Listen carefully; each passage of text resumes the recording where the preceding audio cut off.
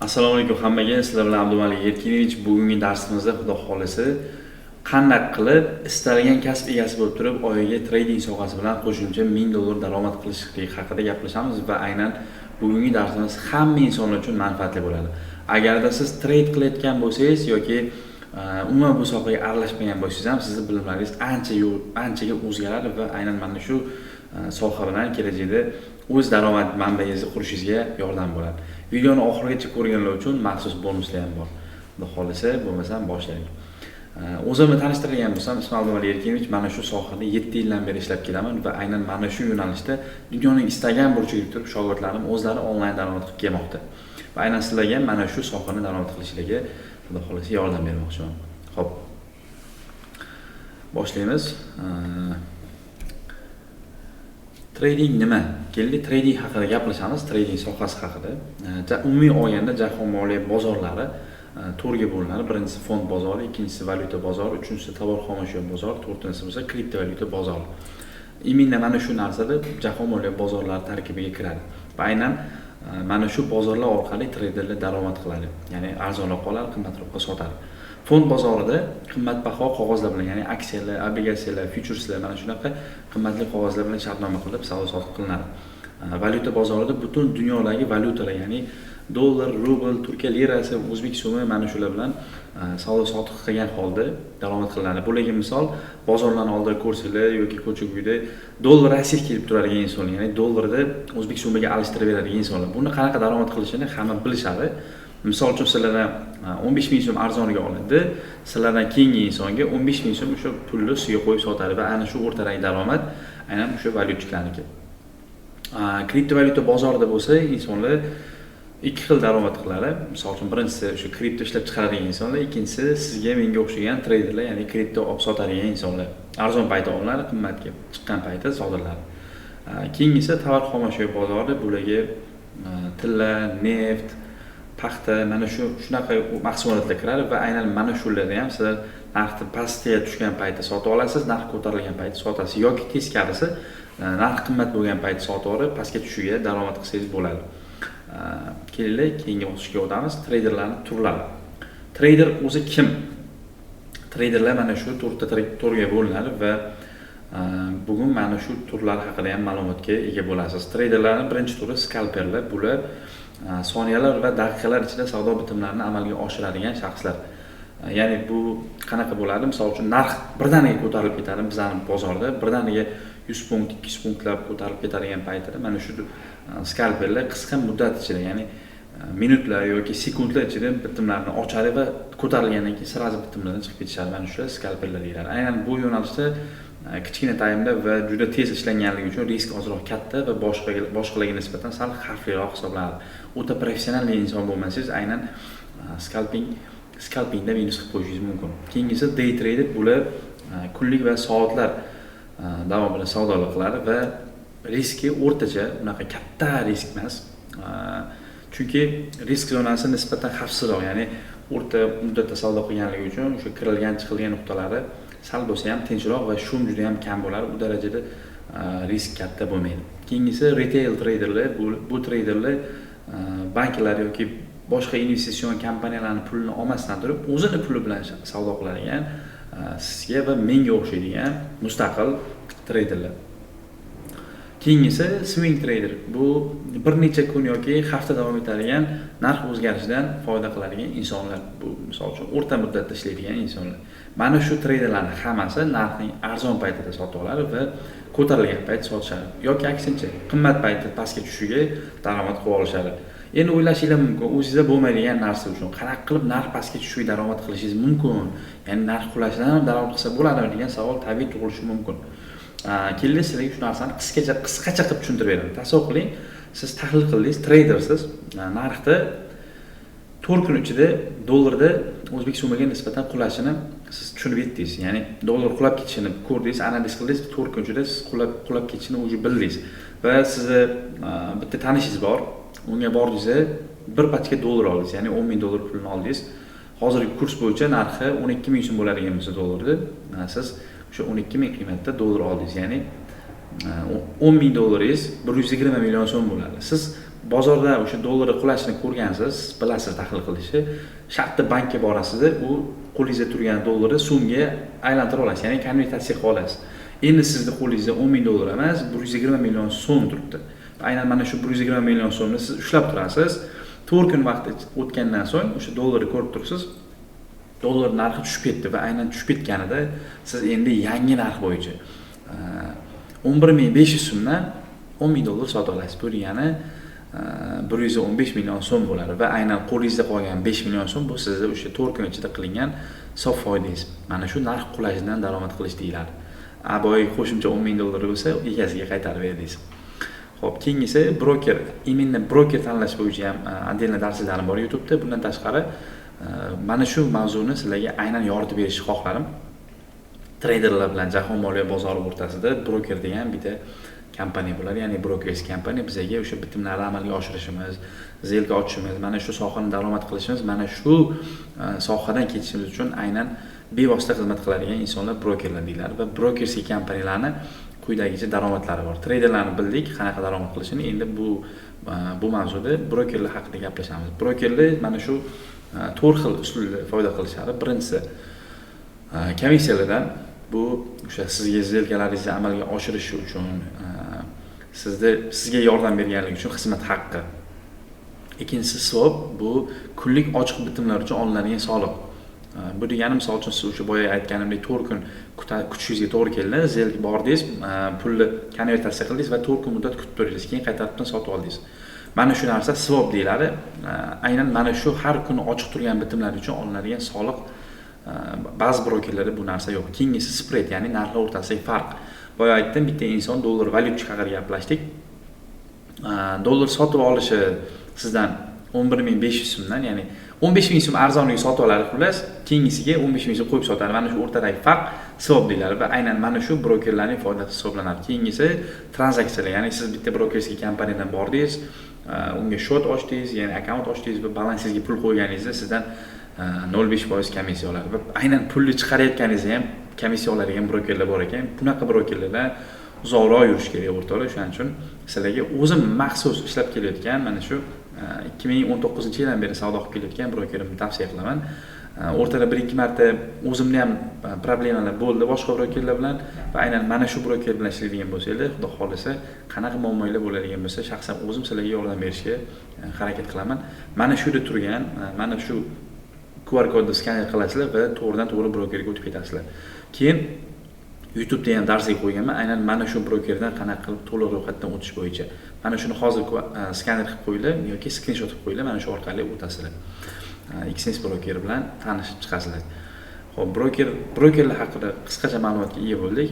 Endi mana shu sohada broker tanladingiz, trading sohasini o'rgandingiz, endi qanaqa pul topishni kelishib, endi sekin-sekinlik bilan qanaqa pul topishga o'tamiz. Misol uchun bu yo'nalishda istalgan, misol uchun aksiya bo'ladimi, kriptovalyuta bo'ladimi, tilla bo'ladimi, mana shu yo'nalishlarda ishlashingiz uchun sizga o'zingizda maxsus texnikalaringiz kerak bo'ladi, ya'ni strategiyalar yoki mana shuni tahlil qiladigan usullar kerak bo'ladi. Bu yoqda ikki xil tahlil bor. Birinchisi texnik tahlil, ikkinchisi fundamental tahlil. Texnik tahlilga nimalar kiradi? Bu grafikalarda ko'rsatilgan o'sha grafikalarda bo'lgan eski, misol uchun oldin bo'lgan holatlar. Ya'ni bu sohada o'zi tarix takrorlanib turadi. Qaysidir muayyan bir qoidalarga asoslangan hozir bo'layotgan harakat oldin ham bozorda bo'lgan bo'ladi va mana shu narsa texnik tahlilga kiradi. Bularga o'sha narx grafikalari, keyin undan tashqari indikatorlar bor. Indikatorlarda moving average, RSI, relative strength index, ATR degan indikatorlar, MACD, mana shular orqali siz texnik tahlil qilishingiz mumkin. Keyingisi o'sha patternlar deyiladi, uchburchak modellar, bundan tashqari golova плечо degan narsalar bor. O'sha narsalarning hammasi texnik tahlilga kirib ketadi. Keyingisi fundamental tahlil. Fundamental tahlilga nimalar kiradi desanglar, fundamental tahlilga iqtisodiy, siyosiy va geosiyosiy yangiliklar, ya'ni mana shu jahonda bo'lib turayotgan yangiliklar, har xil urushlar, tabiiy ofatlar, mana shular kiradi. Va aynan jahon moliya bozorlari mana shunaqa tabiiy holatlarda, ya'ni fundamental holatlarda juda ham keskin harakat qiladi. Ehtiyotroq bo'lib savdo qilish kerak. Xo'p, keyingisi tradingda strategiyalar, aynan sizni daromadga olib chiqadigan narsalar bu strategiya deyiladi. Ya'ni o'sha muayyan bir qoidalar asosida o'zingiz ko'rgan bo'lasiz, qayerda sotib olishingiz kerak, qayerda sotishingiz kerak.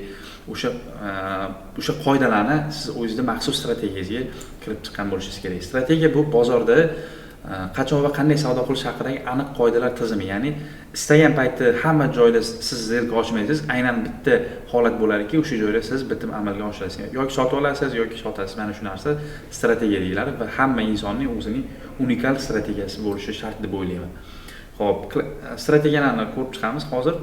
Qanaqa strategiyalar bor? Birinchisi o'sha klassik strategiyalar, ya'ni trendiy liniyalar, bu aytganimdek indikatorlardan foydalanish va patronlar, mana shu M, W o'sha patronlar va mana shu narsalarning hammasi klassik usullarga kirib ketadi va klassik savdo turi o'lmaydi va hozirgacha davom etyapti asrlar davomida. Xo'p, keyingisi kanallar, ya'ni kanal texnikalari. O'zimni maxsus texnikalarim bor, kanal orqali ishlayman. Klassika, kanal, bundan tashqari urovinglar va darajalar, bular hammasi mana shu insonlarning o'ziga unikal strategiya yaratish uchun xizmat qiladigan texnikalar. Ya'ni bularning ichiga yangiliklar ham kirib ketadi. Ya'ni ko'rasiz, qaysi davlat bilan urush bo'lyaptimi, tillar narxi ko'tarilishi kerak yoki qanaqadir holatlar bo'lib qoldiki, narx uchib ketdi. Mana shu holatlarni oldindan bilishingiz kerak va bu narsaga siz strategiya o'ylab topgan bo'lishingiz kerak. Ya'ni bozor qaysi holatda tepaga yoki pastga tushib ketishini siz oldindan bila olishingiz juda ham muhim rol o'ynaydi va bu narsalarni bilish uchun siz prosta tak trader bo'lishingiz kerak emas, ya'ni analitik bo'lishingiz kerak. Siz bozorda o'qishingiz kerak. Narx qaysi tarafga ketishini oldindan ko'rishingiz kerak. Bu narsa sizga 90-95% yordam beradi. Keyingisi tradingda mana eng asosiy mavzulardan bittasiga keldik. Hamma kutib turgan narsa, ya'ni tradingda $1000 topish uchun nima qilish kerak? O'zi trading sohasida $1000 topish uchun unaqa katta bir mehnat qilishingiz talab qilinmaydi. Boshqa sohalarga nisbatan osonroq soha. Shuning uchun ham inglizlarning bitta maqoli bor. Trading is the hardest way to make easy money. Ya'ni trading oson pul topishning eng qiyin yo'li. Aynan mana shu sohada daromad qilmoqchi bo'lsangiz, kuniga agar oyiga $1000 qo'shimcha daromad qilmoqchi bo'lsangiz, ya'ni 30 kun ichida siz $1000 qo'shimcha daromad qilishingiz uchun istagan sohada bo'lib turib, bir kunda $33 topsangiz o'zi yetarli-da. Lekin ayrimlar mana shu $33 ga ham norozi, ya'ni $33 topadigan insonlar, bu sohani bilaman, $100, $200 ham topadigan insonlar o'sha ko'ngli to'lmaydi, qanaqadir ko'proq topishni xohlaydi. Mana shuning uchun ham ko'pchilik inson bundan norozi bo'ladi va azartga kirib ketib, shu o'zining psixologik holatlarini kontrol qilmaganligi sababli zararlarga kirib ketib qolishadi. Keyin ko'rib chiqamiz $1000 topish uchun nimalar qilishimiz kerak. Xo'p, 33 punktlik tahlil bilan 0.1 lot savdo. Bu degani bizlarda lot degan tushuncha mavjud, ya'ni har bitta bozor o'zini o'lchov birliklari bor. Mana shu o'lchov birligidan 0.10 lot miqdorda savdo bilan 33 punkt. Mashincha punkt oralig'ida siz $33 ishlasangiz bo'ladi. Ya'ni 0.1 lot ochadigan bo'lsangiz, siz punktiga $1 dan ishlaysiz va 33 punktda $33 ishlaysiz. Xohlang bir kunda $33 ishlab to'xtang, xohlang shu boyagi insonlar qatoriga kirib, bir kunda shu $1000 topishga harakat qilib, riskingizni ko'paytirib, xohlagan joyingizda zelka oching va minus qilib qo'ying. Bu narsa tanlov o'zingizda deb bilaman, hech kim sizni majburlamaydi. Agar o'zingiz shu narsani yaxshi niyat qilib, to'g'ri yo'lda, chiroyli analiz qilib, kerakli joylarga kiraman desangiz, mana shu narsa sizga kifoya. Xo'p, ikkinchisi 0.05 lotda, ya'ni 0.05 lot bilan 66 punktlik analiz. Bunda siz punktiga $5, to есть 50 sentdan ishlaysiz va 66 punkt kerak bo'ladi sizga $33 ishlashingiz uchun. Uchinchisi bo'ladigan bo'lsa, 0.01 lot bilan 330 punktlik savdo qilishingiz kerak bo'ladi. 330 punktdan unaqa juda ham katta punkt emas, siz bemalol ishlab topsangiz bo'ladi. Keyingisi 1 lot bilan 3 punkt. Ya'ni 1 lot ochadigan bo'lsangiz, punktiga $3 foyda yoki, to есть $10 foyda yoki zarar qilasiz. Ya'ni 3 punkt ichida siz $30 dan ko'proq o'sha daromad qilib qo'ygan bo'lasiz. Xo'p, keyingisi risk management. Aynan mana shu narsalarni ko'rdingiz, qanaqa qilib foyda qilishni o'rgandingiz. Endi tanganing ikkinchi tarafi ham bor. Siz $33 foyda emas, $33 zarar qilib qo'yishingiz ham mumkin. Va aynan mana shu zararlaringizni cheklash uchun sizga risk management qoidalari kerak bo'ladi. Ya'ni muayyan bir qoidalar asosida formulalar bilan siz o'zingizning riskingizni bemalol kontrol qilsangiz bo'ladi. Boshqa yo'nalishlarni bilmadim, aynan trading sohasida risklarni kontrol qilish oson deb bilaman. Chunki risklarni o'lchash bo'yicha aniq qoidalar bor, aniq sistema bor. Bu narsani YouTube'ga qo'yganman, darslik qilib bemalol ko'rib olsangiz bo'ladi. Xo'p. Risk management nimalik haqida gaplashaylik? Bu pulingizni yo'qotishdan saqlash qoidalari ekan. Ya'ni pulingiz yo'qolib ketmaydi, lekin mayda-mayda bo'lib sekin-sekinlik bilan pulingiz o'sib boraveradi. Ya'ni bitta kirib, bozorni o'parib tashlayman deb kirib, pulingiz yo'qib chiqib ketgandan ko'ra, mana shu sohada risk management bilan sekin-sekin kichkina qadamlar bilan uzoq muddatga analiz qilib ishlasangiz bo'ladi. Tradingda qoida bor. Mana tradingda birinchi qoida pulingizni saqlash. Ikkinchi qoida, birinchi qoidani unutmang. Ya'ni pulingizni har qanday holatda saqlab qoling. Siz jangchisiz, bu bozor, bu butun boshli bozor jang deb oladigan bo'lsak, depozitsiz trader o'sha qo'liga qilich yo'q bo'lgan askar kabi. Ya'ni qalqon qilich bo'lish kerak jangga kirishingiz uchun. Aynan sizda depozitingiz har doim yoningizda bo'lishi kerak. Endi risk menejmentning formulasidan tashqari sizga kerakli bo'lgan narsalar bor. Bularga stop loss, ya'ni stop loss take profit degan narsalar, aniq zararni cheklaydigan, misol uchun bitta zelkada siz $10 risk qilaman dedingizmi, aynan $10dan ko'p narx oqib ketgan taqdirda ham siz $10 to'xtatishingiz uchun siz stop loss qo'yishingiz kerak bo'ladi va aynan narx stop loss ketganda broker avtomatik tarzda sizni bitimlaringizni yopadi. Bu narsa risk menejmentda eng birinchi kerak bo'lgan narsalardan bittasi. Xo'p, keyingisi lotlarni o'lchash, o'sha risk menejment formulasi bor. Bu haqida darslik tayyorlaganman dedim, bitta ko'rib chiqishingiz kerak. Keyingisi nisbat, 1 ga 3 nisbat, misol uchun boya aytganimdek $10 risk qildingizmi, $30 foyda qilish kerak, ya'ni 3 ga ko'paytirishingiz kerak. Siz qilgan riskingiz 3 barobar qaytishi kerak. Mana shu holatda siz doimiy o'sib borasiz. Keyingisi risk menejmentga asoslanib doimiy risklarni hisoblab yurish, ya'ni riskingizni oshira olmasligingiz kerak. Mana shu holatda siz bemalol oyiga $1000 qo'shimcha daromad qila olasiz. Men uverin deyman, sizga mana shu yo'nalishda strategiyalar orqali chiroyli qilib tushuntirib qo'ya olaman. Mana shu yo'nalishda $33 topib, oyiga $1000 topish mumkinligini. Siz kerak bo'lsa, bir kunda $100 ham topishingiz mumkin, bir kunda $1000 ham topishingiz mumkin. Faqat bu narsaga tayyor bo'lishingiz kerak, o'zingizni tayyorlab borishingiz kerak. Hech kim trader bo'lib tug'ilmaydi. Hamma mana shu ko'nikmalarni o'zida shakllantirib boradi. Men ham trader bo'lib tug'ilmaganman. Sizlar ham trader bo'lib tug'ilmagansizlar. Hamma sekin-sekinlik bilan o'rganib boradi. Xo'p, keyingisi tradingda psixologiya juda ham katta rol o'ynaydi. Siz o'zingizni yo'qotib qo'yishingiz kerak emas. Buni o'zini mana shu 4 ta narsalarni biladigan bo'lsangiz, o'zingizni kontrol qiladigan bo'lsangiz, ya'ni emotsional holatingizni ushlaydigan inson bo'lsangiz, mana shu sohada siz 90% insondan o'tib ketdingiz degani o'zi. Xo'p, birinchisi ochko'zlik o'rtoqlar. Ko'pchilik inson boya aytganimdek qanoat qilmaydi, ya'ni boriga qanoat qilgandan ko'ra narx yana ko'tariladi. Foydani ushlab turasiz, keyin narx tushib ketadi, foydangizdan ayrilib qolasiz. Ya'ni $70 foydaga chiqdi, siz $100 ga chiqsa yopaman deysizda, o'sha $70 dan ham ayrilib qolasiz, ya'ni stop lossda yopasiz. Bu narsa ochko'zlik deyiladi va haddan tashqari o'zingizga ishonib olishingiz kerak emas. Определённый shu analitika qildingiz, analiz qildingiz, siz aytgan joyga bordimi, уже bo'ldi, zelkani yopish kerak yoki take profitlarni qo'yib bunga aralashmaslik kerak. Lutfi eng yaxshi varianti mana shu. Keyingisi hissiyotlar, boya aytganimdek, hissiyotlarga berilib ketish. O'zi bu birjada 80% muvaffaqiyat bu psixologiya, ya'ni 20% strategiyaga o'xshab beradigan bo'lsa ham psixologiya juda katta rol o'ynaydi. Mana shu ko'rib turishingiz mumkin. 80% holatda sizni psixologiyangiz muvaffaqiyatga olib chiqadi. Keyingisi qo'rquv, ya'ni ba'zi holatlarda zelka ochadigan bo'lsam, zelkam stopda yopilsa-chi deb qo'rqasiz. Ya'ni bo'ladi любой traderda zarar qilib kelsam-chi, уже o'xshamay qolsa-chi, bu safar o'xshamay qolsa-chi degan narsa bo'ladi. Shu qo'rquv bilan kirmaysiz savdoga. Keyin savdoga ba'zi paytlar kirasizda, noto'g'ri kirib qo'ydimmi, hozir neto bo'lib qoladi deysiz, chiqib ketib qolasiz yoki o'shandan keyin o'ylab qolasiz, ertaroq chiqib ketdim, ushlab turganimda bo'lar ekan, uchib ketadi, siz qo'rqqan paytingiz. Mana shu narsa uchun sizga ko'proq bozorni kuzatish, bozorni o'rganish va ko'proq statistikalarni o'rganib chiqish talab qilinadi. Ya'ni bitta bozorni qancha ko'p o'rganaveradigan bo'lsangiz, takror qaraveradigan bo'lsangiz, ko'zingiz bilan bitta qaraganda mana shu strategiyalaringiz xayolingizga kelib, o'sha bozor haqida, bozorni o'qib olgan insonga aylanasiz. Keyingi eng alam qilarli narsa bu qasos olish, ya'ni bozordan o'ch olaman, pullarimni qaytarib olaman deyish. bo'lib turadi o'rtoqlar. Minusdan qo'rqish kerak emas, minus bo'lib turadi, lekin risk menejmentga asoslanib ishlaydigan bo'lsangiz, bu narsa sizni foydangizga ishlaydi. Agar bozordan o'ch olaman, qasos olaman, o'sha bitta $33 topaman deb $10 minus qilib qo'ysangiz-da, misol uchun, ana shuni qaytarib olaman deb bozorga qayta kiraverasiz yoki kattaroq lot ochasiz va qolgan pullaringizni ham minus qilib qo'yishingiz tabiiy.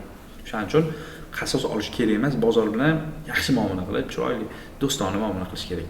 Xo'p, keyingisi mana shu videoni ko'rgan insonlar uchun o'zim bitta maxsus dastur o'ylab topganman. Dastur o'zimni mana shu programmalarimni qanaqa qilib ishlash bo'yicha baribir sohaga kirgan insonga bitta ustoz kerak bo'ladi.